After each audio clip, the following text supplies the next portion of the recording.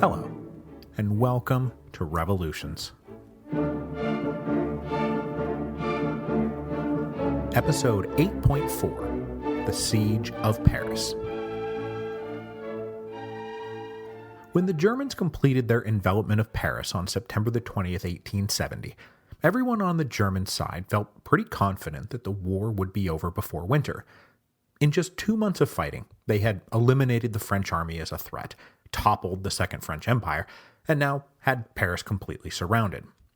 So the calculation that this would all be over in probably a few weeks was pretty sound. First of all, the new government of France, if it could even be called that, was nothing more than a bunch of self-proclaimed Republican ragamuffins. Second, the armed forces inside Paris were a small contingent of regular army soldiers plus hundreds of thousands of mere civilians who happened to be holding rifles. And finally, what did I say last week? Paris was the capital of culture, the arts, sciences, fashion, architecture, literature. It was a city famous for luxury, pleasure, and vice, not resolve made of steel and will made of iron. That was for the Prussians, for Bismarck, the Iron Chancellor. So there was a broadly held assumption inside the German High Command that it would not take long for the wine-sipping, poetry-reading, art gallery-loving Parisians to just give up. Now, on the French side, the calculation was practically the same. General Trochu, Governor-General of Paris and now President of the Government of National Defense, had about as much faith in the fighting ability of the Parisians as the Germans did. And so remember, Trochu's plan was to hope the Germans got impatient and launched a full-scale assault that could be beaten with masonry and artillery rather than discipline and bravery. But the Germans could see that this would be folly, and so they never made any direct assault. Meanwhile, the rest of the government of national defense also had no faith in the Parisians, and so just before the German envelopment was complete, they sent out calls for all patriotic Frenchmen to volunteer for military service. If the rest of the nation would mobilize itself, they might just be able to force the Germans to break off the siege. And those who did not join the regular army were encouraged to take it upon themselves to form irregular guerrilla bands to harass German communication and supply lines. This general call would be heeded in the weeks to come, because Bismarck's demand for Alsace and Lorraine was too much for France to stomach. And it really did turn the Franco-Prussian War from a war of dynastic aggrandizement into a war of, national defense. And I should mention here that this call to arms made it as far as Italy. The last act of Risorgimento was playing out against the backdrop of the Franco-Prussian War. With the war starting up, Emperor Napoleon had been forced to pull his garrison out of Rome, and that garrison had been the only thing standing between the armies of the Kingdom of Italy and capturing Rome from Pope Pius IX. On September the 20th, 1870, literally the same day the Germans finished enveloping Paris, the armies of the Kingdom of Italy captured Rome and made it their capital. The tireless Republican revolutionary Giuseppe Garibaldi, having accomplished this great task, then immediately turned around and volunteered for service in France. Now, until about, let's say September the 4th, 1870, you could have counted Garibaldi as one of France's most implacable opponents, but his hatred of the French switched overnight as they flipped from empire back to republic, and Garibaldi now called on Republicans of good faith everywhere to go stand with their brothers in France. And Garibaldi himself wound up leading an army of about 1,000 men. But he would never really get to play an active role in the Franco-Prussian War. I just didn't want to pass this moment by without alerting you to, first, Rome has now finally fallen to the forces of the Kingdom of Italy, completing the process of Risorgimento, and then second, just Giuseppe Garibaldi comes off one victory and just goes around looking for someplace else to fight. Now, back in Paris, life kind of continued on as normal. This was not yet a total emergency disaster. Patriotic hopes and determination were still running high, and there did not appear to be any imminent military threat. The Germans were neither lobbing artillery nor preparing for a direct assault. Food supplies had not yet run out, and there was still hope that the new armies being formed out in the departments would be able to come to their rescue. Now, the theaters were ordered closed for the duration, but it's not like everyone was hiding under their bed. In fact, in his book, The Fall of Paris by Alistair Horn, he talks about how the greatest hardship in the early going was boredom and the frustrating lack of information. With the German blockade up and running, Paris was now totally cut off from news, from letters, from any kind of update about what was happening in the rest of the country. And this was a population that was very used to frequent news updates. Even the illiterate listened to others read newspapers out loud. And now there was just nothing. Now, in normal times, this lack of information would have driven the Parisians batty, but there was also like a war on. Was France rising up? Were the Germans going to be defeated? Was everything already lost? Nobody knew. They were cut off, and they acutely felt the anxiousness that came with getting no new input. And if I could break for 1 second and apologize to future listeners who will no doubt find this all incredibly dated, but this is the equivalent of waking up and finding out that the cable, the internet, and your cell phone have all been cut off. Just imagine how adrift you would feel. With the world collapsing down to just Paris, the Parisians focused on taking care of themselves. Now, as I said last time, Paris had not been unified politically since 1795, except for a little small blip in 1848. But as a part of the government of national defense, Paris now got itself a mayor. That mayor was Jules Ferry, one of the three Jules, and member of the respectable Republican opposition. But though Paris now had a central administrator, Ferry was not super energetic about the actual work that needed to be done to endure the siege, to rally morale, and answer the needs of the people. So from fairly early on, you start to see the Parisians, especially those in the poorer quarters, turn to self-government. And this was an effort that was spearheaded mostly by the Proudhonists, who put their ideological disposition for voluntary community organizing to practical effect.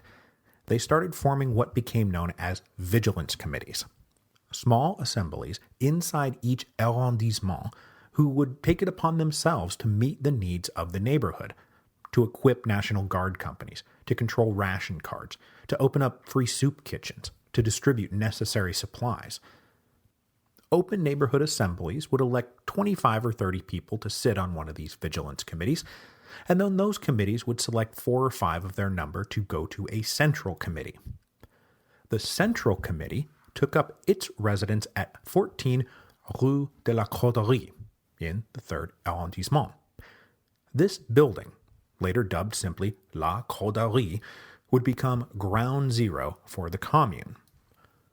The Central Committee held its first meeting on September the 11th, and a few days later they published the first of what became known as the Red Posters, dubbed that both because of the ink that was used and because of the general socialist democratic themes these posters presented.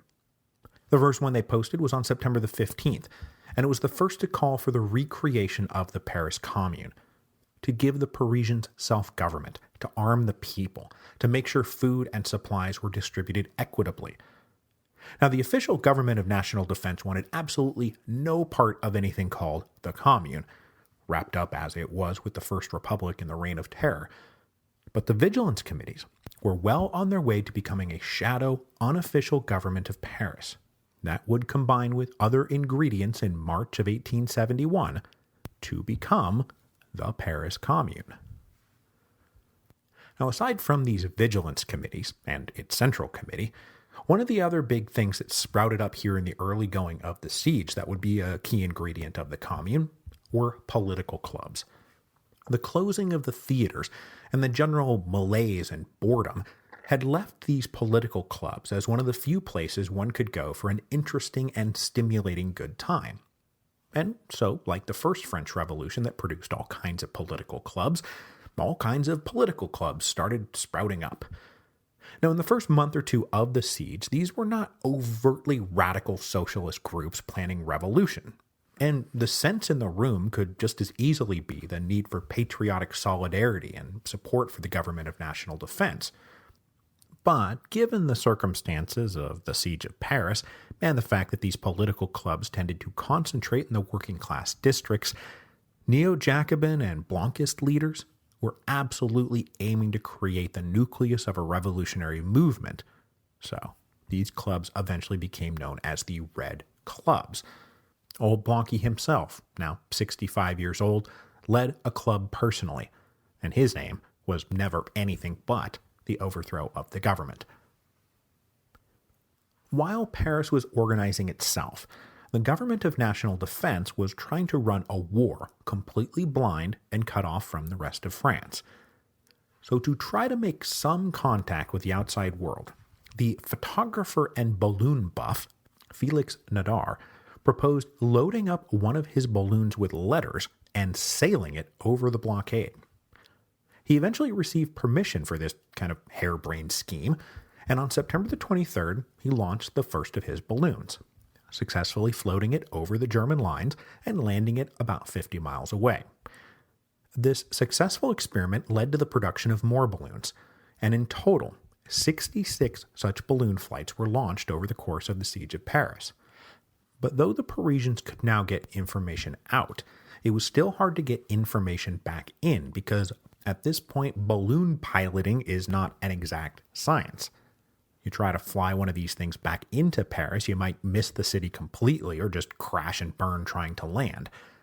So a number of the balloons were sent out with homing pigeons among the cargo.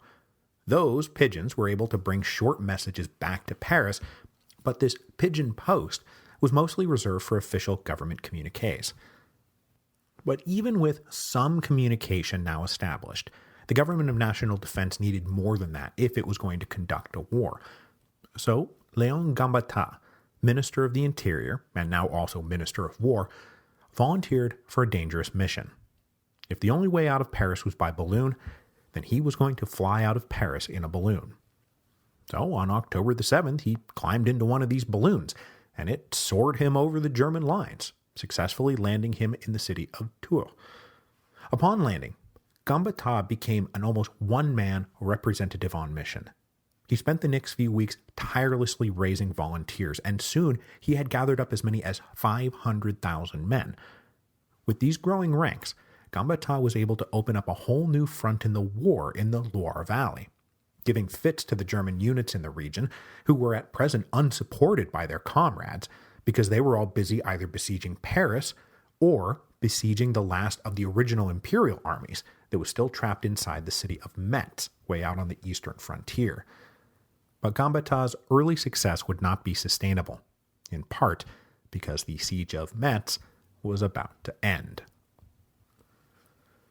The fall of Metz was one of two major turning points at the end of October 1870 that transformed the siege of Paris from an exercise in enthusiastic patriotic courage into a bitter and morose test of endurance. The other turning point took place in the north of Paris when an officer, frustrated by having nothing to do, decided on his own initiative to advance out of the city and try to capture the little neighboring village of La Bourget. He believed that if he was successful, that the government of national defense would make him a general and possibly give him credit for opening up a road into and out of Paris. So he launched this adventure on October the 27th, and initially faced only minimal resistance from the Germans. This early success was then trumpeted in the Paris press, who were desperate for any good news at all, and they got everyone's hopes up that the government was now finally doing something. But the Germans quickly counterattacked and drove this unauthorized sortie back into the city. And so on October the 30th, it was bitterly reported that the whole thing had been a botched job from start to finish and a total failure. This rotten news spread through Paris at almost the same moment that the even more disastrous news came, that the army in Metz had surrendered. Now, the general who was in charge of that army, don't worry about his name, came in for pretty harsh judgment by French historians who can't decide if he was incompetent or just a coward. But by the end of October, the population of Metz was beginning to starve. Winter was on its way, and the general did not believe that France had much of a chance anyway. So, on October the 27th, he called it a day.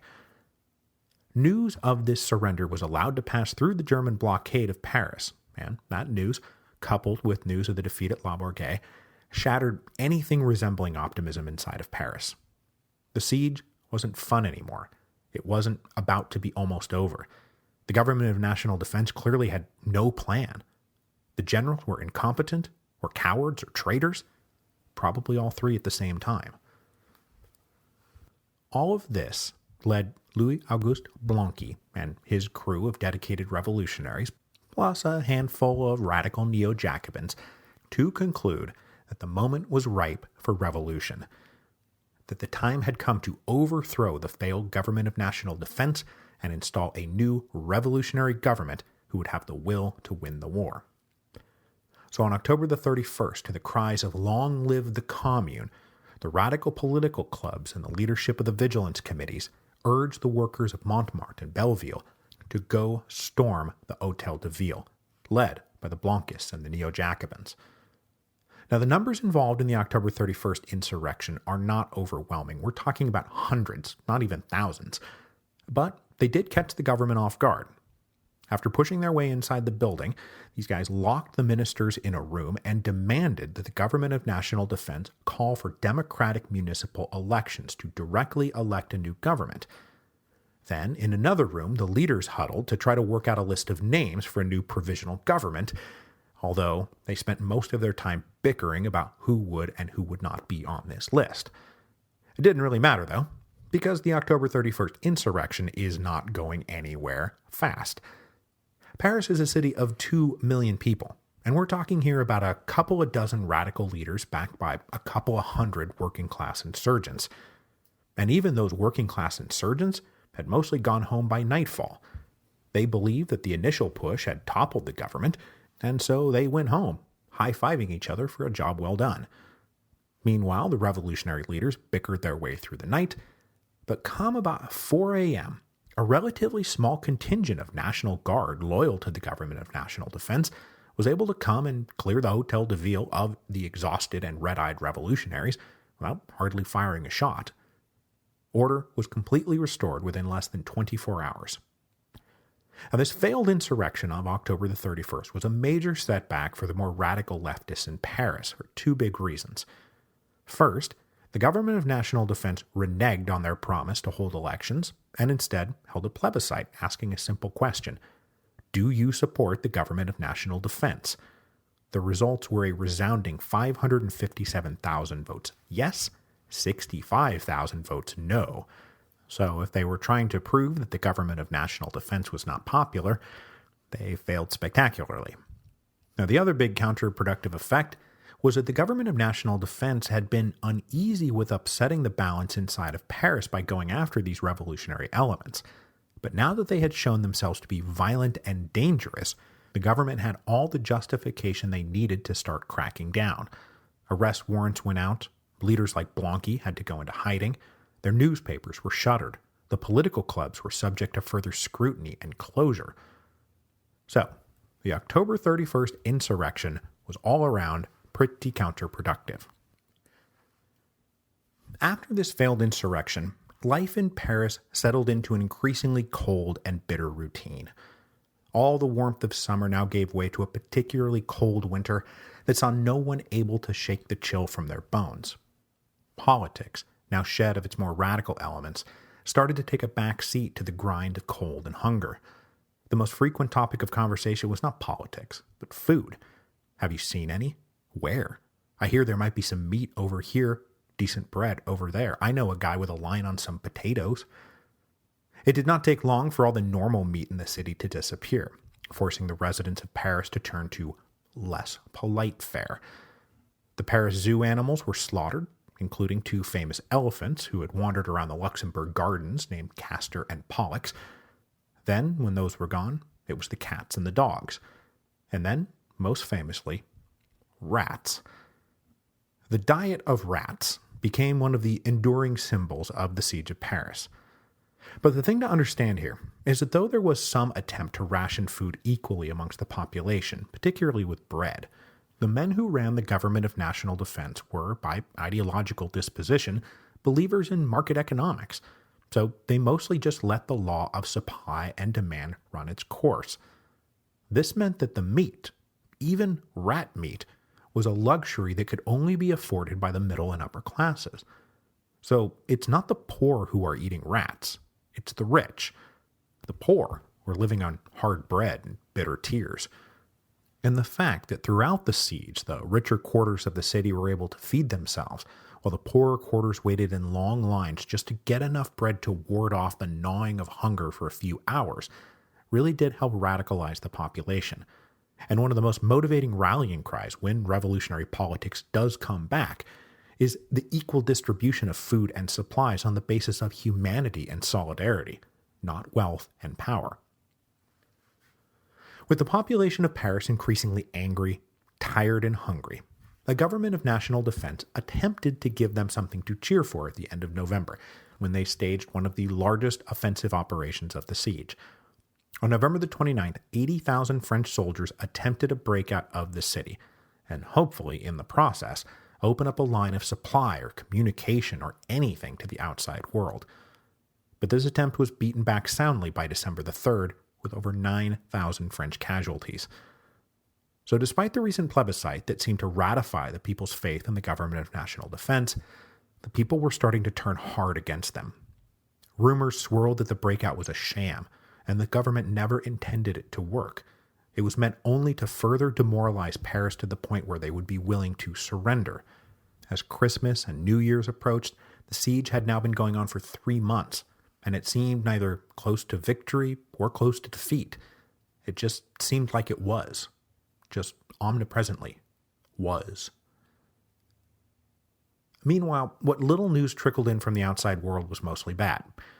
Since none of it is going to amount to anything, I will not bother walking us through the back and forth of the military campaigns that were going on elsewhere as Paris lay under siege, but you do need to know that those campaigns were going on. Léon Gambetta had rushed around raising volunteers in the Loire Valley, and the regions north of Paris were also quick to answer the call of duty. But the surrender of the French army at Metz had freed up hundreds of thousands of better trained and more experienced German troops to come on over. The French forces in the Loire were beaten, and German forces recaptured Orléans by early December. Gambetta went north and continued to press the French commanders there to keep fighting for the national defense. But his enthusiasm was now getting the better of him, and he overruled the generals when they told him the new recruits were not ready, they were not prepared, they were not trained. And the battles Gambetta forced them to wage were a string of demoralizing defeats that ended in early January. There had only ever been the slimmest of hopes that they would actually be able to drive the Germans back and lift the siege of Paris, but now it seemed truly hopeless. Undeterred, Gambetta himself wound up heading for Bordeaux to carry on the war, but he would for sure be the last member of the government of national defense still trying to actually win the war by the time he got there. Now, if the Parisians were frustrated by the continuation of this endless siege, so too were the Germans, in particular Bismarck. Now, I have been compressing all the German leadership into just talking about Bismarck, but that's mostly to avoid too much confusion in this here audio podcast, where too many names often spoil the broth. But Bismarck was just the chancellor. He was not the king, and he often had to contend with generals who had very different ideas than he did. So, for example, back in September, Bismarck had advocated bombing Paris into submission, but the leading generals had convinced King Wilhelm that this was a bad idea, terribly immoral, and likely to turn the rest of Europe against them. But by late December and early January, Bismarck prevailed upon the king that the time had come to bomb Paris until the city surrendered. The king finally agreed to let Bismarck have a stronger voice in conducting the actual siege, and the result was the German artillery was turned away from the military fortresses and aimed at the city itself. The first shells sprinkled down at the end of December, but after January the 5th, 1871, the shelling really began in earnest. Over the next few weeks, hundreds of projectiles fell on Paris every day. Now, this came as a shock to the Parisians, even the military leaders, who had assumed that the reason the German artillery had not been turned on the capital was that the city was out of range. But the Germans' high-quality, modern artillery guns were able to easily clear the walls of Paris and penetrate deep into the center of the city, and the German gunners used Les Invalides and the Pantheon as good targets to aim for. But this bombardment was not about reducing the city to rubble and killing everybody inside. It was more about psychological warfare. So the shelling always began after the sun set, and was over before the sun rose again the next morning. Now, this was partly to minimize civilian casualties to keep global opinion on the side of the Germans, but it was also to make it more difficult for the Parisians to sleep. So sleep deprivation can be added to the list of hardships now being endured by the Parisians. But if Bismarck's aim was to psychologically break the Parisians, he wound up getting it exactly backward. After the first few days, the Parisians realized that the shells were not exploding on impact, and so as long as a projectile didn't land right next to you, this was more about some property damage than it was loss of life. Now, there wasn't no loss of life, but through the end of January, the Germans lobbed something like 12,000 shells into Paris, and the death toll stood at just 97, with less than 300 reported wounded. So rather than cowing the city into submission, it actually boosted everyone's morale. Like a sharp slap in the face, Paris was jolted out of its sluggish endurance and returned to a state of active and proud resistance. It certainly woke up the radical political leaders from the demoralized stupor they had succumbed to after October the 31st. The Central Committee had rebranded itself the Association of the 20 Arrondissements, and they put up a red poster on January the 7th, just after the shelling began. This poster renewed the public call to make way for the Paris Commune, a commune based on the rights of the people, a new levée en masse, and the punishment of all traitors to France. And among those traitors, it was now strongly hinted that the members of the Government of National Defense were on the list. They were clearly not even trying to win the war. And though I think that claim was an exaggeration back in September of 1870, it was a much more credible accusation in January of 1871, and slogans like "Better Bismarck than Blanqui" were heard in the richer parts of the city. Now, the Germans certainly believed that victory was now inevitable. The flare-up campaigns out in the Loire Valley and north of Paris had been sufficiently stifled. One last French army of about 100,000 men who had drifted east out of the Loire Valley made one attempt to relieve the siege of Belfort, but they were repelled by dug-in Germans and forced to retreat. The general in fact retreated back across the Swiss border, where he surrendered the arms of his army to the neutral Swiss, and there the whole army waited for the inevitable peace treaty that would finally end the Franco-Prussian War.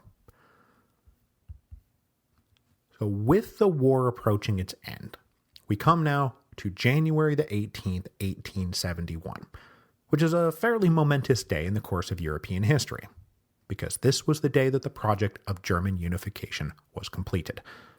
Now, I must admit that I was sloppy back when I was trying to race through the wars of German unification in episode 8.2, because after the Austro-Prussian War, the northern German states were indeed absorbed into union with Prussia, creating, as I said, the Northern German Confederation.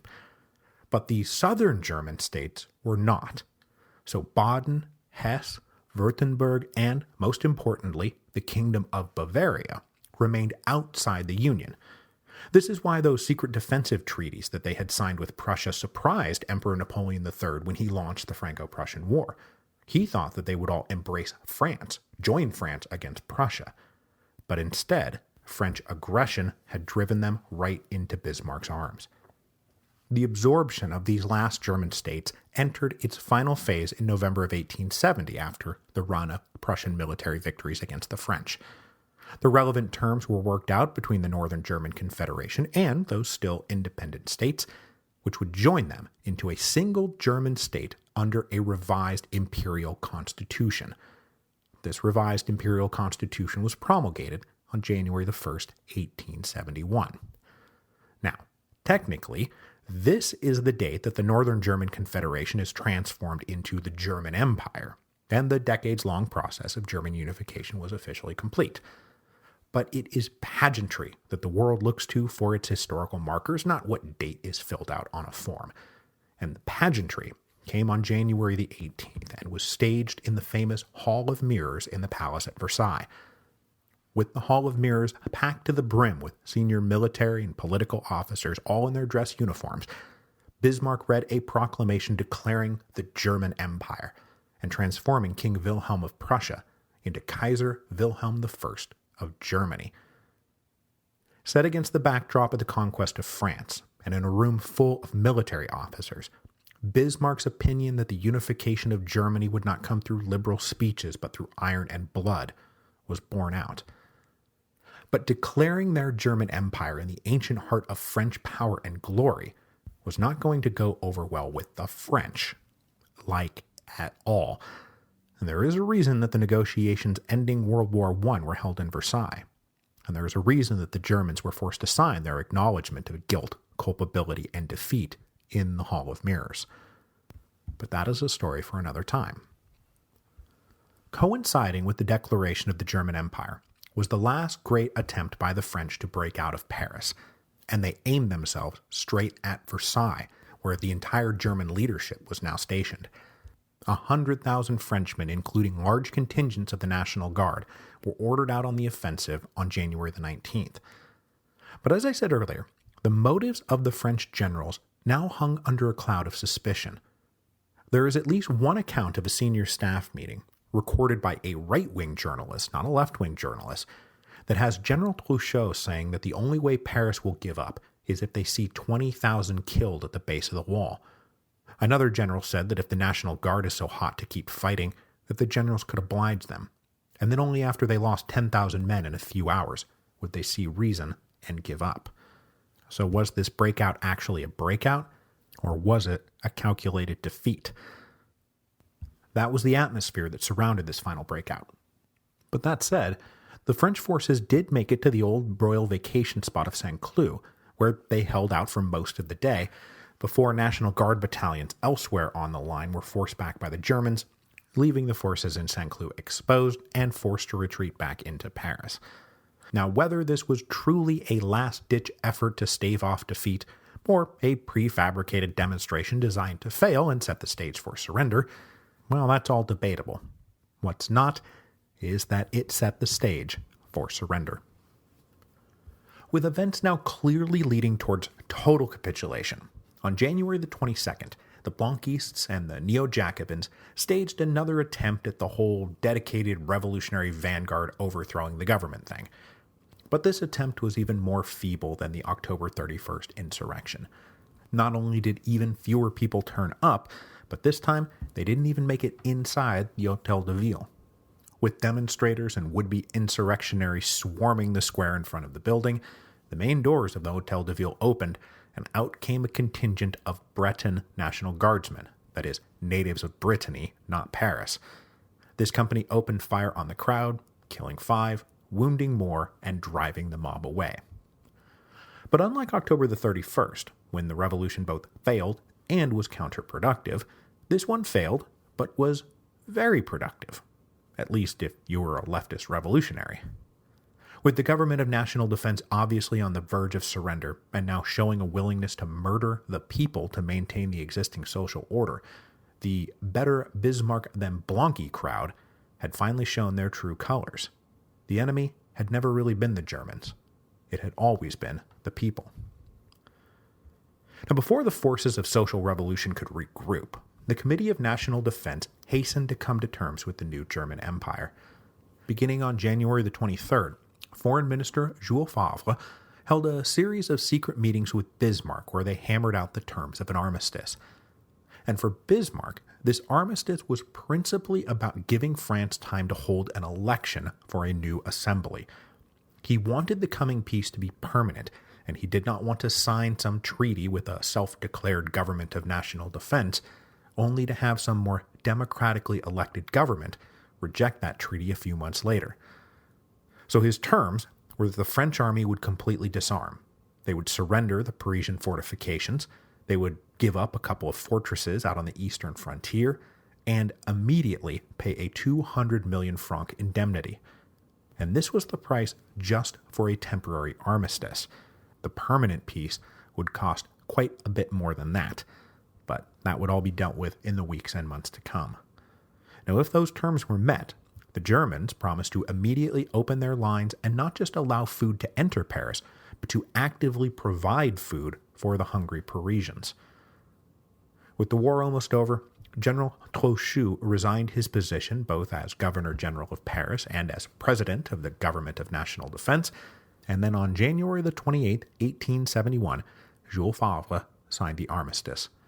the fighting was over, the siege was over, and it had ended with the surrender of Paris. Inside Paris, word of the surrender was met with a mixture of relief that it was now over, but also anger at the perceived betrayal by these politicians. It's never easy to be told that you've just suffered through 4 months of starving cold for nothing. Just shy of 50,000 civilians had died during the course of the siege, many of them children and the elderly. Were they to have died for nothing? It was heartbreaking. It was maddening. But Bismarck was good to his word, and food immediately flooded into the city. Though even this was greeted with mixed emotions. For example, at one point there had been an order by the government to requisition potatoes, and the potatoes had supposedly all been collected and eaten. But the minute the armistice was signed, potatoes were suddenly to be found on every shelf and restaurant. Suspicions during the siege that some people were hoarding food seemed to be borne out by this, and the lower classes, who had been led to believe that there was nothing more to eat, were furious. And though it's obvious that some hoarding did go on, it's hard to tell exactly what emerged from secret cellars and what simply made its way in on the food convoys that were now flooding into Paris. With the armistice signed, primarily to ensure space for France to elect a new government, elections were hastily called for February the 8th. But in the post-war chaos, practically no one knew this election was even happening. It certainly wasn't very well publicized. And the results were shocking, at least to the people of Paris. Of the 638 men elected, fully 62% were some version of outright royalist, either legitimists who backed the restoration of the Bourbons, or Orleanists who backed the restoration of the July monarchy.